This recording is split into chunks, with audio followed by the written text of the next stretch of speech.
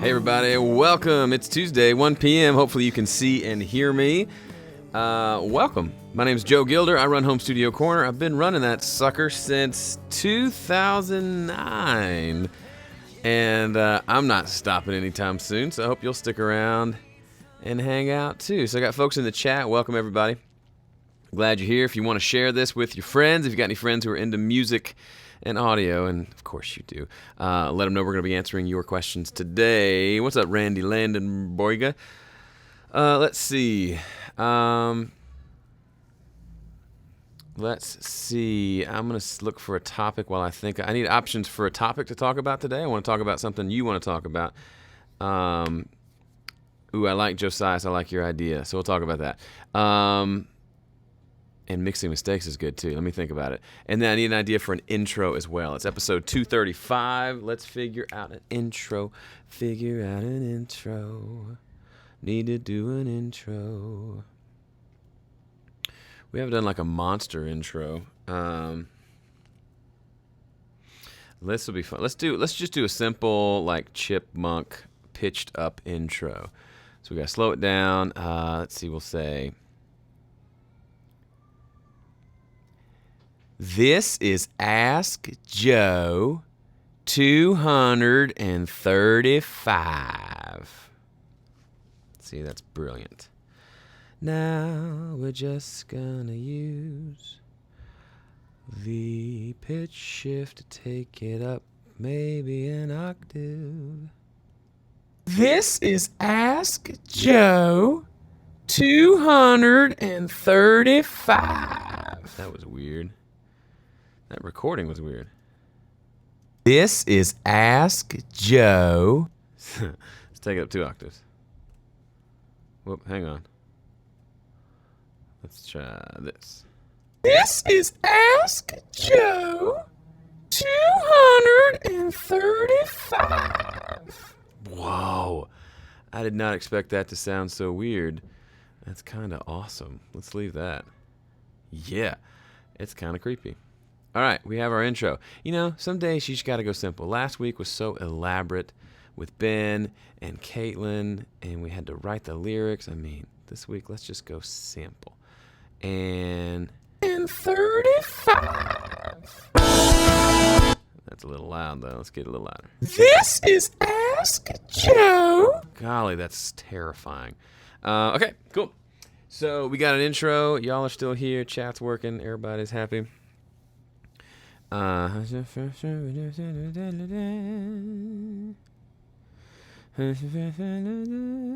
was that somebody said?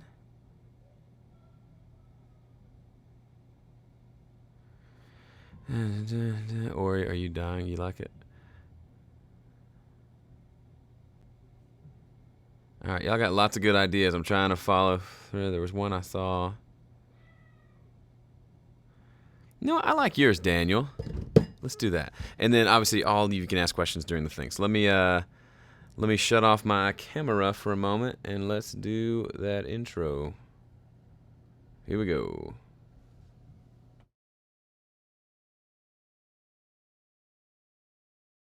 This is Ask Joe 235.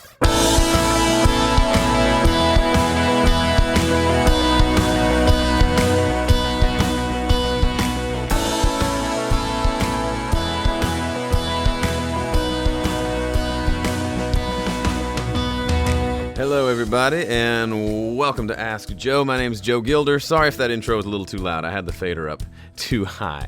What am I, an audio guy? Yes, I am. And I'm not even recording. This is fabulous. Let's just do the whole stupid thing again. From the beginning. Hold, please. Oh, boy. This is professional right here. This is Ask Joe 235.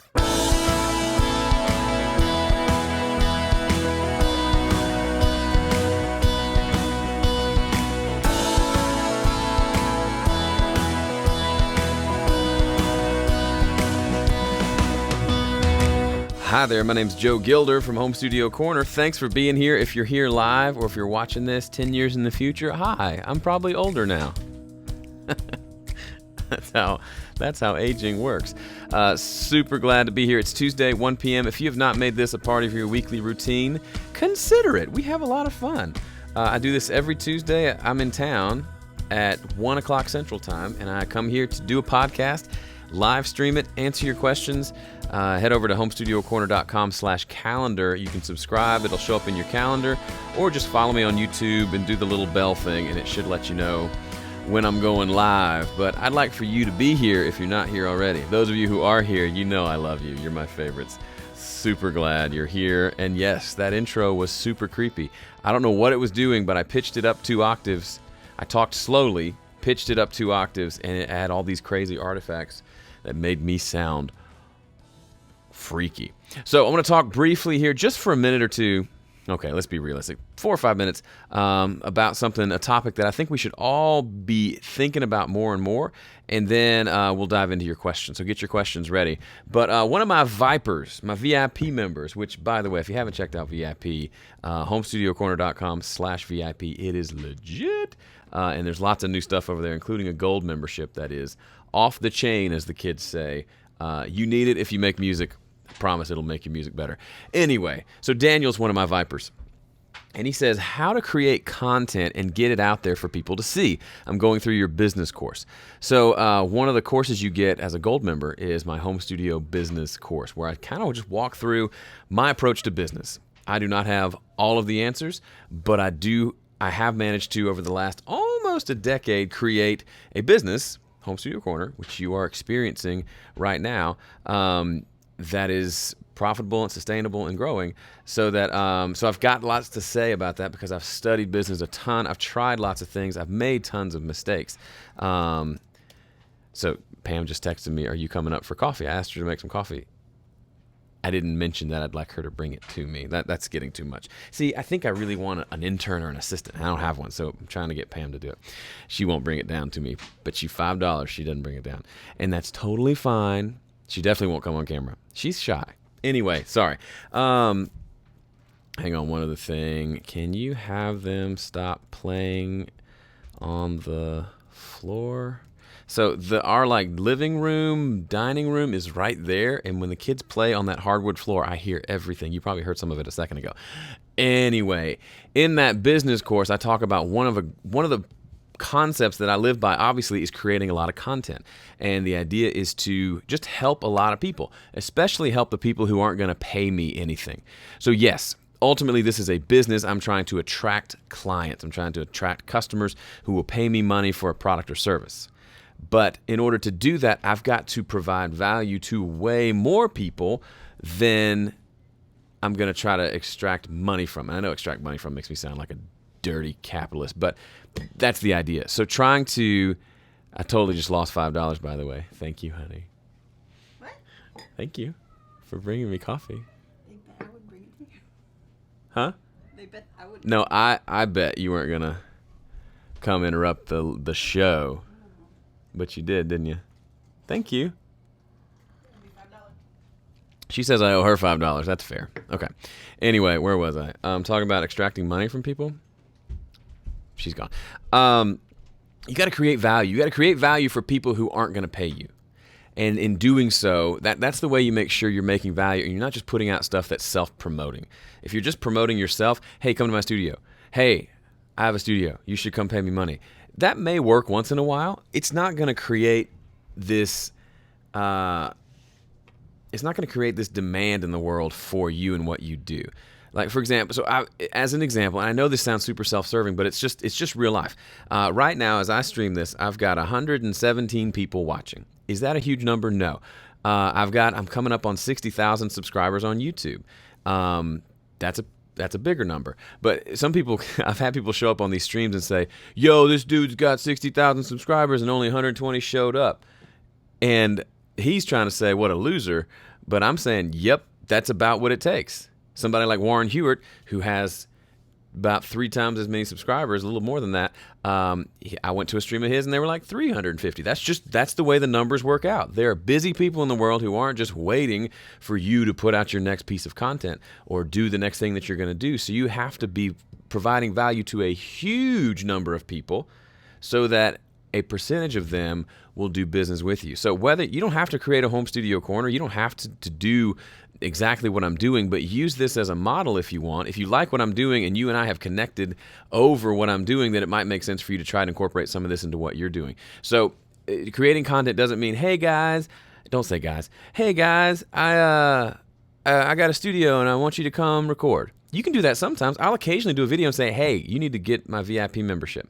But if that was all I did, chances are you and I would have never met. You wouldn't be here because my channel would have provided no value for you. It would be me saying, hey, give me some money, and then I'm going to give you so much value it's going to blow your mind. But it's not going to work. You have no reason to trust that you give me any money, that anything I give you is going to be of value. I've got to demonstrate my value first. You can't go up to a fireplace and say, yo, give me some heat, and then I'll put on some logs. You got to put the work in first. You got to invest first. You've got to put yourself at risk.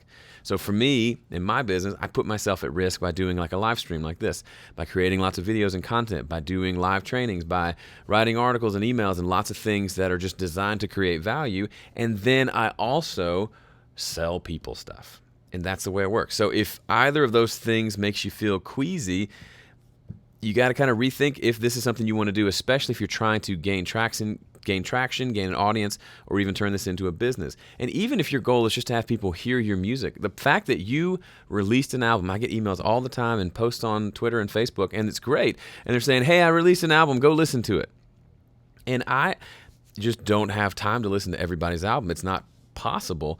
But then the chances are even your friends who love you and probably would want to listen to it, chances are they're not listening to it either. And it's because you're just you post that one excited post with 10 exclamation points, and then they never hear from you again.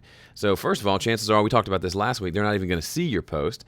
And secondly, you've not really given them much of a reason. The fact that you created an album, to you and me, that's a huge, huge, huge deal. Let me just say that. If you released music this year or last year, or you're going to release some later this year, that's a big, big deal. But it's not a big deal to anyone else. I think Graham Cochran did a video or an email, or maybe both, about how people don't care about you the way you think maybe they should or that they do. Granted, I've developed a community where I really do think a handful of you people, like I think Johnny Lipsham, Gary Fox, who else did I see here? Mark Castellanos, like these are names I know from Steve Rossbotham. Like y'all are legit friends that we haven't met in real life. Will Paxton, we have met in real life and are actual friends. So like, yes, there's a level of you people I think do care about me. But in general, business-wise, we would have never gotten to the point of you caring about me if I hadn't done something that was valuable to you. You would have just said, who's this weirdo wearing a Stranger Things t-shirt? I'm moving on to something else. He just keeps asking me for something. So find ways to give first. And the other flip side of that is you may see some people like a Gary Vaynerchuk's of the world who say, you got to just give, and expect nothing. And good things will happen. And there's some truth in that. I love coffee. There's truth in that, but there's also an element of this sense that it's a dirty thing to ask for money. Like while I don't think all you should do is post about how awesome you are and ask people to come work with you in your studio, I don't think that means you should never. I think if anything, if you never ask for the sale, you never ask for someone to work with you, you're not doing anyone a service, right? So if I created Home Studio Corner and never asked for you to buy a course of mine, that'd be fine, but I wanted this to be a business. And a business is something that creates value, so much value that people will pay money to be a part of it or to participate in some way. Does that make sense?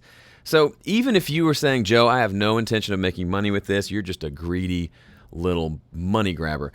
It's not that. It's about, even if you're just trying to find people to work with and make music and there's no money changing hands, you still have to prove that you're valuable to the marketplace. And the only way to do that, or not the only way, one great way to do that, 2 ways. Make great sounding music and then make content that's helpful, interesting, entertaining for people so that they have a way to find you and follow you. Boom.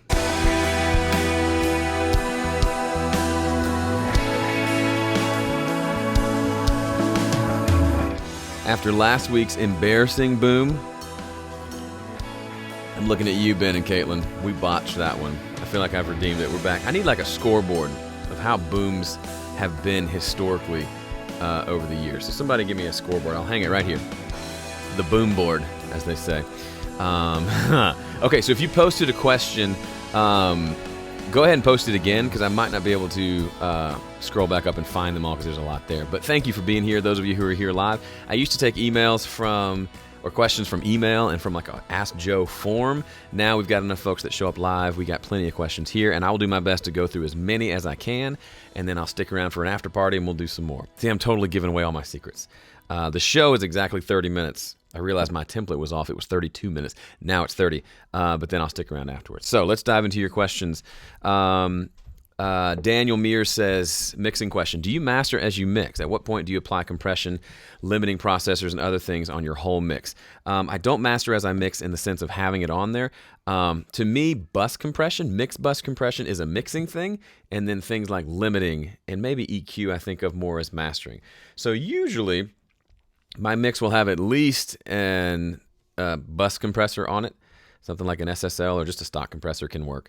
And then if I'm about to export it and I want to listen to it or I want to send it to a client, I don't want to send just the raw mix level to them, because there's just too many times it's not loud enough and they freak out. So I'll put a limiter on there and just get the volume up. Not where the limiter's doing much other than just adding some volume so it's not super quiet, and then I'll send it to them. But that's not mastered. I will master it in a separate session usually. Occasionally I'll master in the same session, but for me, I got to separate the two. The mastering happens at the end once the mix is done.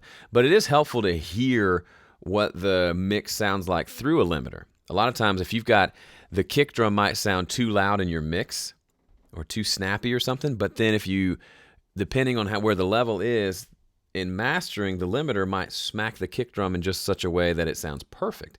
So it's a good idea to kind of know what it's going to sound like in the mastering process. But I don't have a limiter on my mix bus while I'm mixing.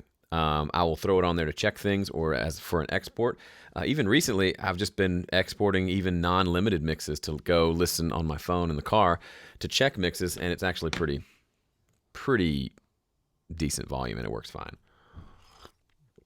Homestead Collective, greetings from on tour from Raleigh, North Carolina. Talk about they're on tour and they're still showing up for Ask Joe. I love you guys. Y'all come back. So we played a show, by the way. It was me and then Frankie Barranco and then Homestead Collective played a house show this past Thursday night. So it was 2 days after we did the show here. It was so fun. We had a small PA. It was perfect. I had a blast.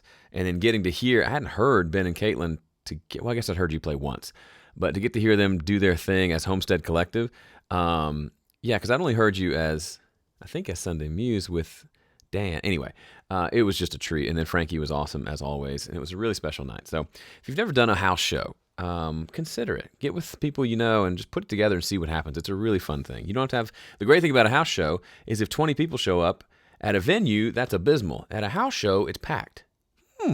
Interesting. Anyway, Josiah says, how can we maintain schedules when starting a mix in order to keep everything organized? So I'm not sure what you mean by schedules and organized. I think those are two separate things for me. I try to give myself, in a perfect scenario, and I don't do this all the time because I'm always running and busy, but ideally I'll have 30 minutes to an hour to set up the mix the day before I need to start working on the mix. So just to get the tracks in there, organize it. A lot of times I'll do this without even listening to the tracks. I'll just drag them in, color code, route, just get everything set up just from a technical standpoint so that I can come in and push the faders up the next day and start mixing. I don't like to do all of that in one session if I can help it, because the setup part is draining. I'm the kind of, you know how you talk about there are activities you do that are some are draining and some are energizing. Mixing is energizing. Creative stuff is energizing. This is energizing. Doing administrative stuff like setting up a session, snore fest, and it gets me kind of just out of the creative mood. So if I can separate those, great. Once I start, usually typical mix, typical like normal kind of music that I'm working on that's not humongous track counts, I try to give myself a 3-hour window to get most of the mix done, all of it if I can, and then give myself another hour the next day to come back and make tweaks. That's the general way I like to work. If I get done faster, great. If it takes longer, that's fine too. I try to leave some space around that second that hour on the second day. So if it's just taking longer to get what sound I want to get, I'll do that. But how long it takes me shouldn't have any bearing on you. You know yourself at your current stage, how long it takes you, and then kind of plan around that. And then try to work against the clock, against the schedule, and don't just give yourself open-ended, I'll just work on this till it's done, because a lot of times that done part never actually happens. And that's true of almost anything creative. If you can back yourself into a little bit of a corner, it doesn't have to be rushed. Just, okay, after 3 hours, this better be really close to mixed. It helps me stay focused. It helps me not hop on my phone and watch a funny YouTube video, because I know I got to get this drum mix going or whatever. Joe, do you like your speakers on their sides ever? I don't, but for no particular reason. I want to say these are old M-Audio EX66s. I want to say the manual said they weren't made to go sideways. I don't know what that actually means. Does the sound get sideways and you have to turn your head? Probably not. So I've always just set them up like this, firing straight forward. Everybody says you should angle them in, but you're not. You're supposed to actually fire them forward. I did actually. You may notice they're closer together. I had them out on the ends of this desk, and I realized technically you should have like an equilateral triangle between your head and the speakers. And I noticed that when I'm right here at the mix position, right in front of my desk, they were way wider. It wasn't equal. It was a smushed triangle, really wide here and short. So I brought them in to make a little more equilateral. Does it make a difference? No clue. But I do feel like I'm in the mix better, and I can keep the volume a little bit lower because the speakers are physically closer to me, and so the room is having a little bit less of an impact on the speakers. To be determined if that makes a difference at all. Josiah says, could you please explain the difference between bus and effects channels in Studio One? The only difference, a bus channel is what you're used to seeing. It has places you can route tracks to it. It has a fader. There's a place for inserts and plugins, and there's a place for sends. So I could send drums to a drum bus, and then I could send that entire drum bus to a reverb using the send feature. Effects are typically for things like reverbs, where you don't typically need a send on them. So an effect is just a fader and a place for inserts. You can't do a send. And that's usually how I would use a reverb anyway. Occasionally, it's cool to take a delay and then send that to a reverb. In that case, I would put that delay on a bus and then use the send feature to send it over to a reverb. It's easy enough to copy plugins over. If you have an effects channel and you really wish it was a bus, that's no big deal. You can do that. Good question. How do you get sponsored by Presonus? Well, I met them when I worked at Sweetwater. They were just super cool guys. And then I worked after Sweetwater, about a year or so later, I worked for a company that was a manufacturer rep firm. And I worked very part-time and then eventually went full-time for a little bit. And one of their companies was Presonus. So I got to know Presonus better through that. And then eventually Home Studio Corner. Through that company, I started using Studio One. And then I just kept running into Presonus a lot. And then I said, hey, I had a course. It doesn't exist anymore, but it was called Understanding Pro Tools because I was a Pro Tools guy at the time. And I wanted to make one that was kind of understanding Studio One. And I thought, well, instead of making it a course that I sell to a small audience, what if I make it free on YouTube and you guys give me some equipment and we make a deal that way? So give me some toys, and instead of me going and selling this and making money from it, everybody wins. People get a free video, I get some gear, you get exposure, and a really cool series. So that's where my 100 video series on Studio One came from, and that's pretty much it. And then we just have a relationship where it's mutually beneficial. I get support from them. I get to see Studio One version 4 a few days before it's released, which is cool. And then they obviously get me featuring Studio One in all my videos, which is pretty cool too. It's a symbiotic sort of thing. I just lost where I was. Okay. Halvard Moberg, great name, says basically if you want people's attention, you have to prove that you're worth their attention, right? Yeah. It's not like you have to be the best in the world, but you've got to put yourself out there and show that you're valuable. Not like you are valuable as a human being. That goes without, I should say that. You have value. But in the marketplace, are you valuable to a musician who maybe is looking for someone to record them? That's to be determined. And the answer may be no. So maybe your focus is to work on your skills for the next year so that you can bring value to the table. But if you are good and you have a level of skill that can help people, then you have to demonstrate that somehow. That's what the whole rant at the beginning was about. Any idea why my S's, this is from Donald, on my vocals sometimes sound like Z's? No clue. Sorry. Could be if you're using a de-esser. That de-essers can make you sound like you have a lisp, but I've never heard it make it sound like a Z. Bruce, what's up, Bruce? When in the effects phase of a mix, what effect, where, and why? Your thought process, please. I don't think of it as an effects phase of a mix. I just think as I'm mixing, if something needs an effect, I slap it on there. So in my mix template, I've got, I think, 3 reverbs and 3 delays on sends, like send returns on the right-hand side of my session. They're just there waiting for me to send something to them. I never use all of them, but I usually use 1 or 2. So the reverbs are, there's a room reverb that's just a basic kind of studio room sound. I don't use that very often. There's a big plate reverb that has a huge, like 5 or 6 second tail on it. It's great for ambient sounds. I use that more than you would think. There's a spring reverb, which just works better sometimes on things like guitars, obviously, sometimes on vocals and snare drum as well. Then I've got a slapback delay, a quarter note delay, and a half note delay. So they're just kind of there. I can always go change it to a dotted 8th note if I want that. But they're in the session. So if this guitar needs an ambient, I go click on the send it to plate reverb, turn it up, and it's there. I'm not setting up a plugin. I'm not dragging new plugins in. I'm not tweaking with settings. These are the settings I like. And I can always update my template if I find a new one that I like. That's the way I do it. So it's not really a phase of the mix. I just have them already there with EQs after each delay and reverb, or at least the reverb is rolling off the low end because they get too boomy. That's my process. Norma says, what do you do with crappy takes you get? Do it or refuse? I guess you're talking about if I'm mixing for a client and they sent bad. So I've got this weird, I don't know, it's probably not healthy. If I'm working with a client and they send me just a really bad recording, I just kind of say, cool. And I get it done.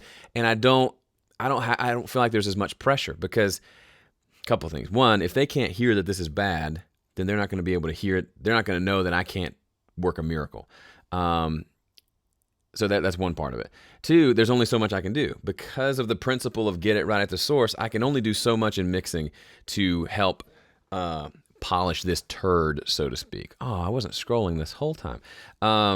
So if my goal, so I kind of, if I'm thinking they think I'm going to work a miracle, I'll say, hey, I probably don't say anything up front.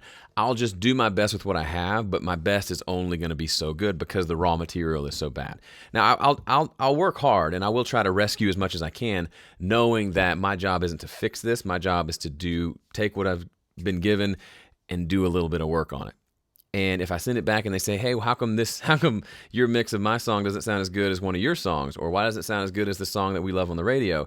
And I'll have to diplomatically say, it's because your recordings aren't very good. That guitar's out of tune, the drums are out of time, the bass player tone is really missing all its low end, like some of those things. And try to do it in a way that's not mean. I try to do it in an educational way. The fact that I've been educating people with Home Studio Corner for almost a decade means I've done this a lot. So I'll say, hey, here's some advice for the next time. Blah, blah, blah, blah, blah. If you get those things better, then the mix will be exponentially better. The reason you like the latest Avett Brothers record, I don't like Avett Brothers, I don't know why I said that, or you like my latest album, is because if you pulled in the raw tracks and just listened to them, it would already sound pretty good. And then mixing is just polishing those and making them great. But your tracks sound like doo-doo at the beginning, and the best I can do is make it sound less like doo-doo. So it's a hard thing. Don't become the belligerent, like, I don't like working. Sadly, there's a lot of people in the audio world who are just super like opinionated. And even if they're right, nobody wants to work with a guy who comes back and tells you that you're doing it wrong. So you got to do it in a way that's kind, that's in a way of almost mentoring, not, dude, you suck. Go back and do this again. So, because everybody's in a different place. At one point, or in my process of making music, if I sent it to you to mix, you would say, wow, this sucks. Everybody sucks at the beginning. And then occasionally, you just have an off day and you suck. It's just a part of the process. So you would rather coach them and make them better, which will make your mixes better, which makes a repeat client. Like there's lots of reasons to be kind and patient. Not a lot of reasons to be belligerent. Addie is here. What's up, Addie? It's been a while. Says, I'm a guitar player and a vocalist. Which DAW should I use? Any of them. They all kind of do the same thing. I would use the one you know. And if you don't know any of them, then I like Studio One. And I'm terribly biased. Any thoughts? This is from Martin King. Any thoughts on getting the right balance between instrument practice and writing and recording, please? I think it all kind of goes together. I don't have like a set regimen for anything. I just like to work on stuff. So if I have a show coming up, I'm probably going to sit down and practice those songs more. If I'm working on an album, I'm probably going to be playing my guitar a lot, and that is, in itself is practice as I'm playing it for all the recording that I have to do. I would rather work on stuff in the real world than sit down just to practice. Just like if you're going to work, you want to work on your mixing, I say mix a song and put it out there, or get one of my tracks that I provide for free or for paid, and work on finishing mixes rather than just kind of working on stuff and practicing EQ. The only real practice you can get is actually working on music. Gary Fox, resident prolific songwriter extraordinaire, says, if you get 1% of subscribers to buy something, you're doing very well. That's the usual percentage of engagement. I think the key to Joe's success is his diversity of offerings, and he's a nice guy. Oh, thanks, Gary. I didn't realize that was just one big compliment, or I might not have read it. Or would I? You're a kind man, Gary Fox. Question, Halvard, how did you get to 60,000 subscribers, and how long did it take? I started in 2009, so 9 years, and that's how long it took. Graham Cochran started around the same time. He's got like 5 times as many. That's how long it took for him. There's a lot of variables that are outside of your control, and then a lot of them are. I went through a season where I felt like I was making content just because I wanted to, that it wasn't super helpful. When I focus on making stuff I think is going to be really helpful for people, I tend to start getting more subscribers, which you may have noticed in the last like 5 months or so. I've tried to really focus on that, and it seems to have helped. I've gone from 50 to 60 fairly quickly, and I stayed in the 40s for like years. So it's just like real life. You got to like adjust. You got to take the time to look at what's happening and really ask the question, what's not working, which is a terrifying question to ask, because inevitably it comes back and says, this isn't working, and your brain tells you, you're a horrible human being and you should never do anything ever again, and then you have to talk yourself off the ledge. So trust me, I get all that. But practically speaking, that's what it takes. Seeing what's working and changing what's not. On your new print to audio channel video, would import to track be the same when exporting entire mix in real time? Yeah, absolutely. It's kind of the same thing. I had this weird experience. I was mixing a song and I went to master it, and I selected the deal that said real time, update the mastering file in real time, and when it went to do that, there was a glitch at the beginning of the song every time. I don't know if it's just because my computer's 5 years old or what, but when I recorded it to track, that glitch didn't happen, so that kind of sealed the deal for me to just record to track.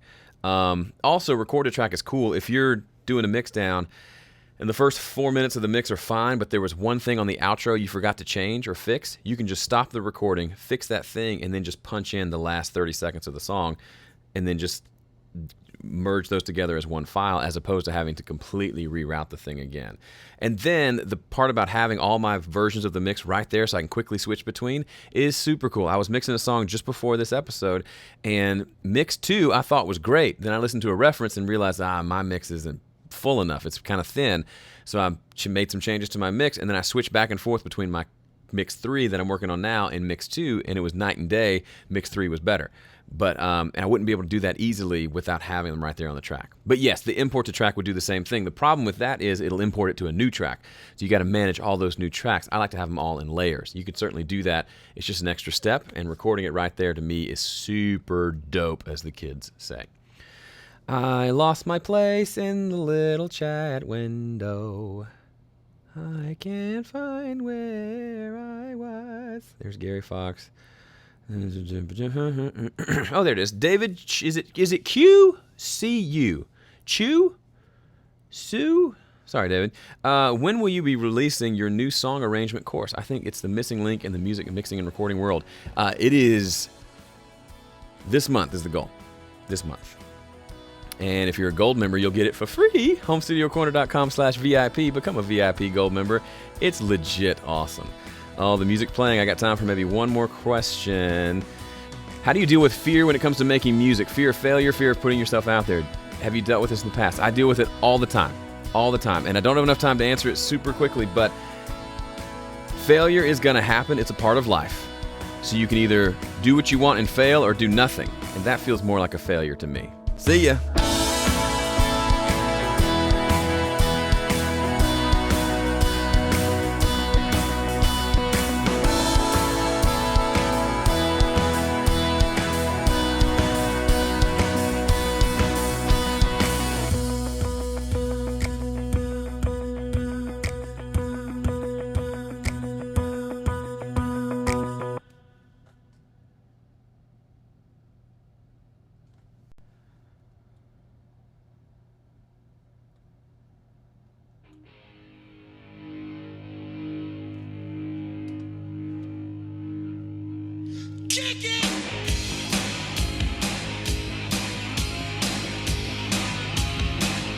You know what time it is.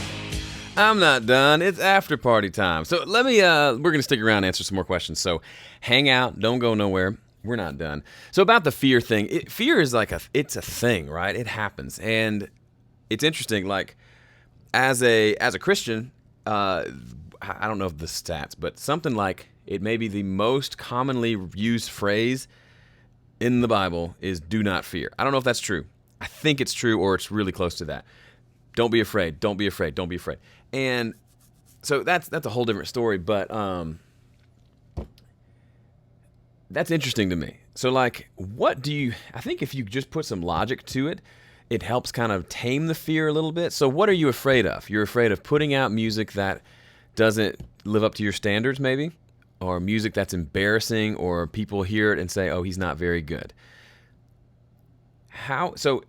So the worst thing that could happen is you get embarrassed. Worst thing that could happen is people make fun of you, I guess. But does anyone die because you put music out there? Do you like lose a piece of, do you lose a limb from releasing music? No. So for me, it kind of seeing it in that perspective of, oh, the worst that could happen is I get made fun of? Great. And then you think a step further, what's really the worst that could happen is I live my whole life letting fear run the show. And I wake up and I'm 89 and I'm thinking to myself, as I ride around in my hover car, I never released any music. I always wanted to, and I never did it. To me, that is 100 times more terrifying than what I'm doing right now, or putting out an album that I'm not so sure people are going to like. And the other piece of it is it just gets easier with time. If you're a musician, you play in front of performers or in front of audiences, the first time you perform, you were probably terrified. The 100th time you perform, it probably doesn't. You may still get a little nervous, but it's more of an energetic thing than like a fear thing. So a lot of it's just a matter of repetition. But to me, I don't want fear to rule me. And there are plenty of areas of my life where I let fear take the wheel.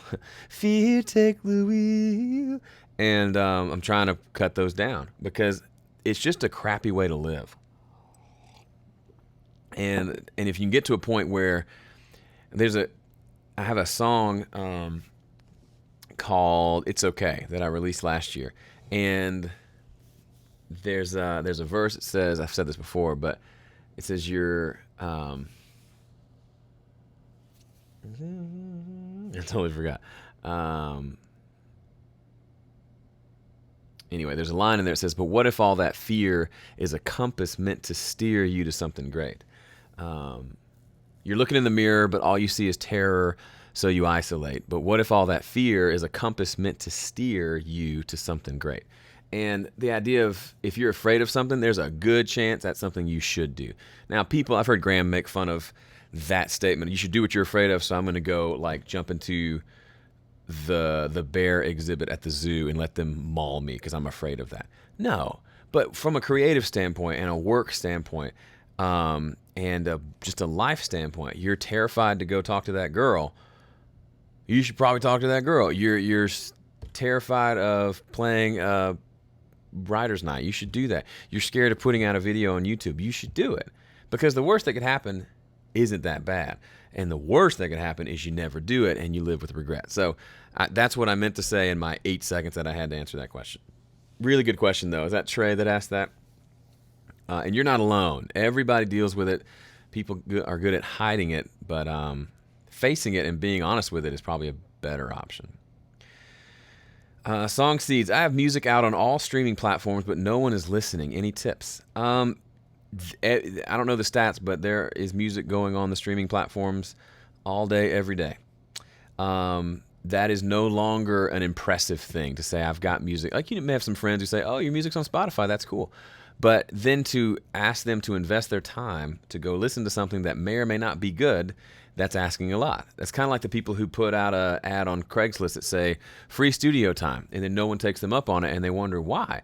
Because it's still not free. The person still has to come to your place and invest their time, and time is more valuable than money, believe it or not. And if they invest their time in you and then it's a waste of their time, you can't record, it doesn't come out well, it doesn't work, now they've lost time. And you've not lost anything, but they've lost something.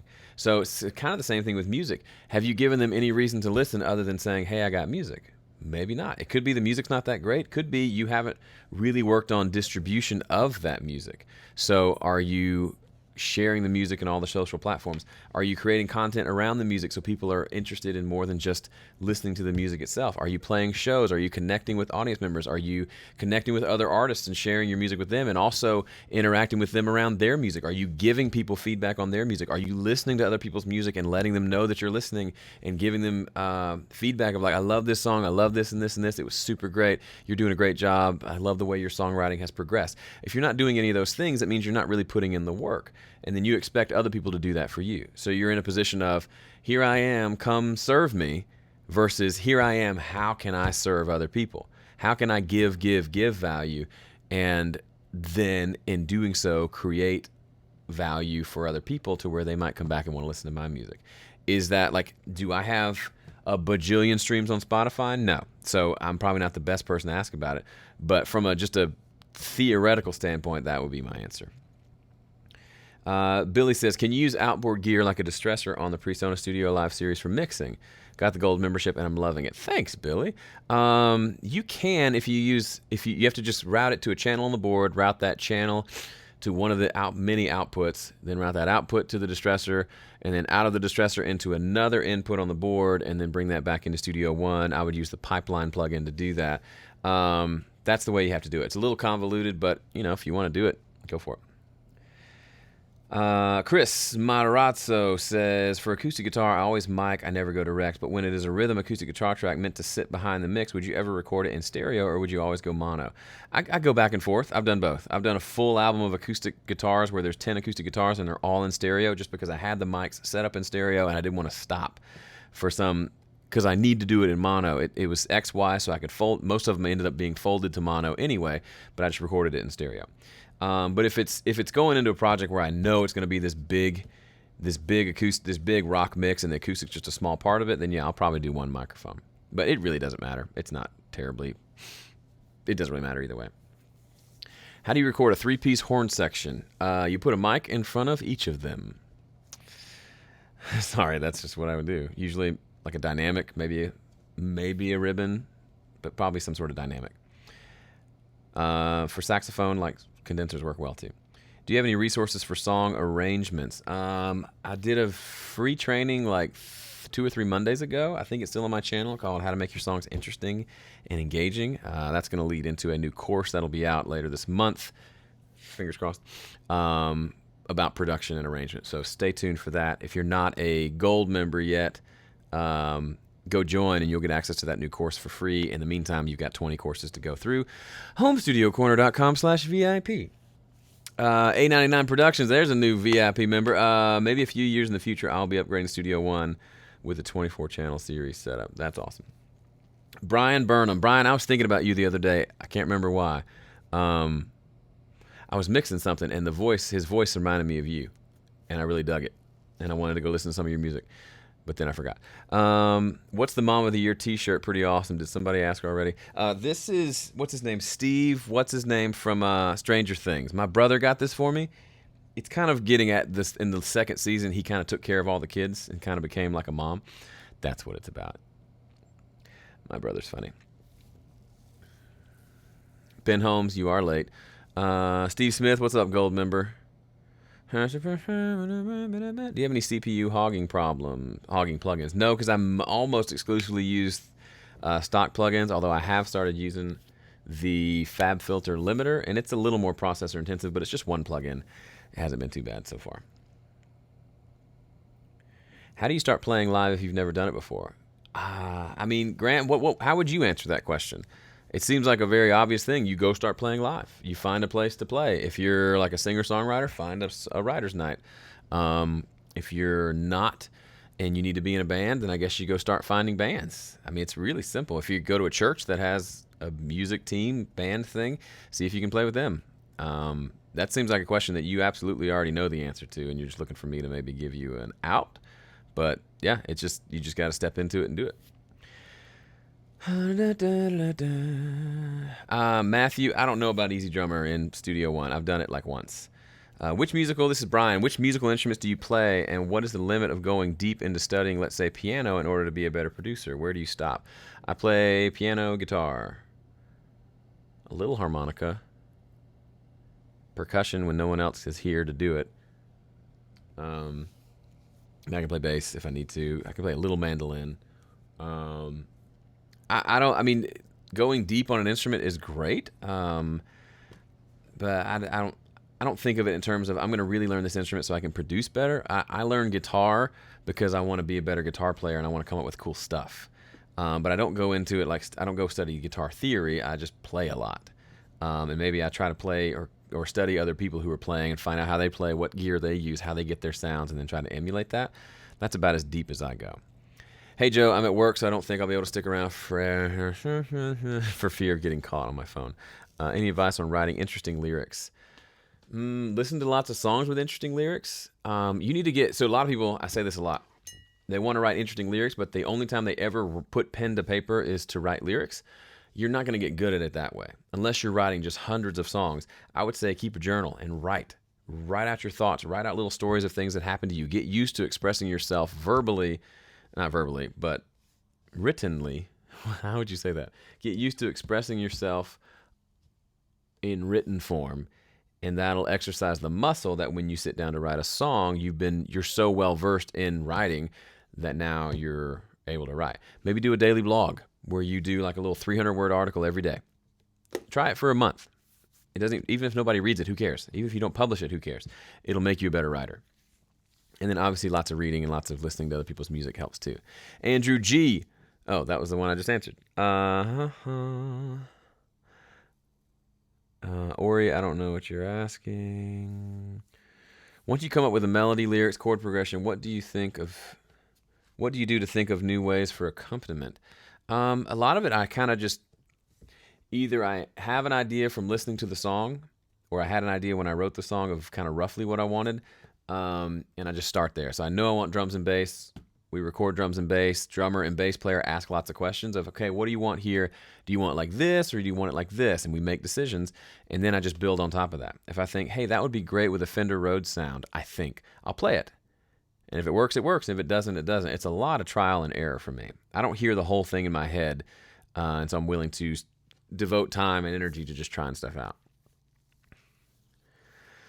What sort of track types would you suggest using when learning chain compression? I don't know what you mean by chain compression. Sorry. Ben Holmes, when you're mixing, do you change your monitoring level often, never, or occasionally? Occasionally, I was trying it last week with the VIP video for this month. I tried bringing it down and mixing it at a low level, and I think there's a lot of value to that, except you can't hear the low frequencies because it's so low that I couldn't tell there was a huge low-end rumble in my toms that just wasn't going to come through at low volumes.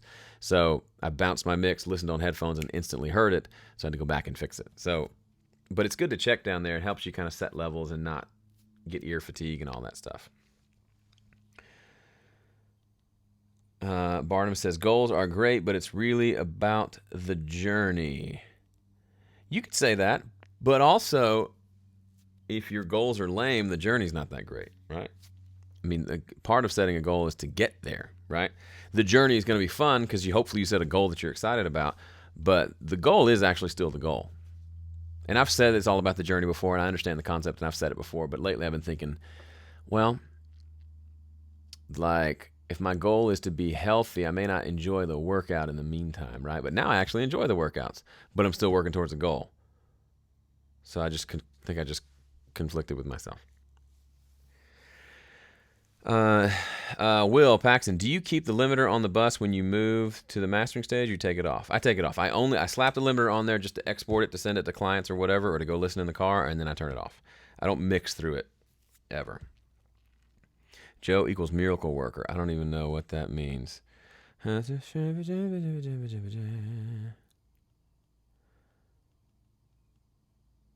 right, I'm scrolling down. I think I missed a couple. Sorry. Man, there's a lot of y'all asking questions. I love it so much. If I missed your question, I'm really sorry. I'm trying to do it as best I can.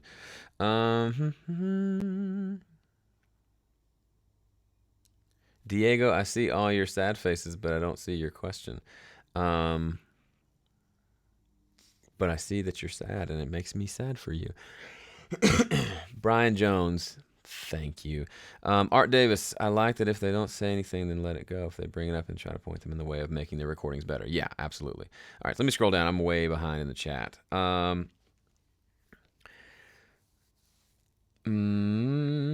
Kyle Patterson, on your last record, why did you not record yourself? I remember seeing you go to another studio. Just for fun. Is a friend of mine. I'd done sessions there before. I'd never recorded any of my music there. I wanted to do drums in the big drum room, and I wanted to actually sell tickets and invite people to come to the sessions. So I actually sold 6 tickets. Will Paxton, who's here on the chat, was one of the folks who came. And then one guy came from Australia. Another guy came from, I think, California, New York, I can't remember. But they actually came for 2 days, and we hung out in the studio while I made my record, and they got to see it up close. It was super, super fun. So that was another reason. It's always just fun, like to just make music in different, because I was making 3 EPs last year. I did one in my studio full band, one in my studio all by myself, essentially. Ben from Homestead Collective was there for the guitar day, but otherwise it's just me. So I wanted to involve more people, and we did, and it was super fun. And probably the best of the 3, I would say, that Fighter EP. J Masno 5. When mastering a collection of songs, I normalize my 2-track mixes to negative 1.1 dB before starting. The idea is once the songs are at about the same peak level, the mastering adjustments will be close. It's a good start, but the peak level really has nothing to do with the average level. So you still want to get the average levels right. But yeah, if you want to normalize to there, that's great. I don't do it that way, but that doesn't mean it's wrong. As long as you're not getting too loud. I just use a plugin to increase the volume to get it to the level that I want. And I use metering to get it to those levels. So the average level is kind of where I want it to be for the whole record. Normalizing it's fine. May make it a little bit faster possibly, but yeah, there's lots of ways to do it. But yeah, the peak level is almost irrelevant because 3 songs could have the same peak level, but their average level could be 6 dB apart.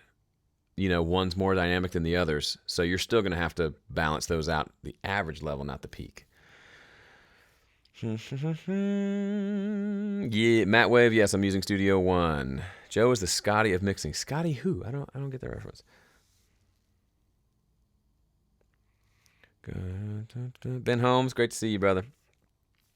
How do you find your gigs? How do you market? Go back and listen to the beginning of the video. I talked about it for about 10 minutes. But if there's a specific question, Breton, let me know. You may be watching it earlier, and maybe I missed it. Mixing on headphones. I think mixing on headphones makes a lot of sense. It takes the room out of the equation, and you can just learn the headphones really well. I will say when I mix on headphones, I usually have to check it in a few more places to make sure I haven't gotten way off the track. But also, I don't mix on headphones a lot. If I did, I probably wouldn't have to check things as much once I got used to it. But yeah, there's no reason you can't get a good mix on headphones. If anyone has done it, then you can do it. You know what I mean? If anyone's ever done a professional mix on headphones, then that means everybody else can too. Is it harder? Maybe. But a really nice set of headphones like these HD 650s from Sennheiser, these are $300 to $500 new. That's expensive for headphones, but it's cheap when you think about getting a really nice set of studio monitors and then the treatment to make your room work. So that's where it starts to really make sense. Scotty from Star Trek. Got it. Thank you. I know a pastor named Scotty, and I was pretty sure you weren't talking about that. How do I set up autotune so that I can hear the effect while recording without having to play it back? I don't use autotune. You might have to record it to a new track.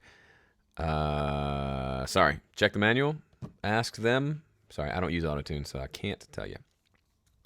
I have a collection of multiple different kinds of headphone, earbuds, and other styles just for referencing. Yeah, they're great for references. I will always check my mixes on this little guy, Apple earbuds, the AirPods, because they sound pretty good to me, but they also expose a lot of weirdness up in the high end, in the high mids, that I maybe don't hear in my system here. So if I got the mix here and I'm feeling good and I listen here and it still sounds good, I know I'm there. Mixed my last album on headphones because I don't really have a good place to mix. Yeah. It's all the same. If you're on speakers, you still got to check it elsewhere. Check it on headphones. If you're on headphones, check it on speakers. It's all good. Song Seeds, it was fun geeking out with you as well. I think I'm out of time, though. If I missed your question, I'm very sorry. I ended up having to scroll, and then I lost my place. So if you have more questions, feel free to email me or come hang out again next week at 1 p.m. Central. Vera Salo says, would you recommend recording acoustic guitar with a Shure SM57 at home? Yeah, there are lots of guys who love an SM57 on acoustic guitar. I like a condenser, but both can get the job done, for sure. How different is live mixing from studio mixing? It's very different. Studio mixing, you can get a lot more surgical. Live mixing, you got to worry about things like feedback. So you can't compress it live like maybe you would in the studio because it might cause the mic to feedback and things like that. Plus you have bleed, lots of other things. I'm not a live guy, so that's about as far as I can answer. Did you hear Frankie's new simple? I'm guessing you mean single. Yeah, I did. I loved it. I don't think I listened on like my speakers. I think I listened on headphones, but I love it. The song is great. The lyric video is great. I think she worked with David Leonard from All Sons and Daughters on that one, and they do great stuff. I love the snare drum sound. That's about all I remember from it, though. Can you elaborate on working with a digital mixer with a DAWs and interface? It's just an audio interface, and I've got a whole series of videos on the Studio Live that you should go watch. Go look under playlists on my channel. But it is the interface, so I don't have to. There's no routing to do it. Just when I plug in mic into that, it shows up as an input in my DAW.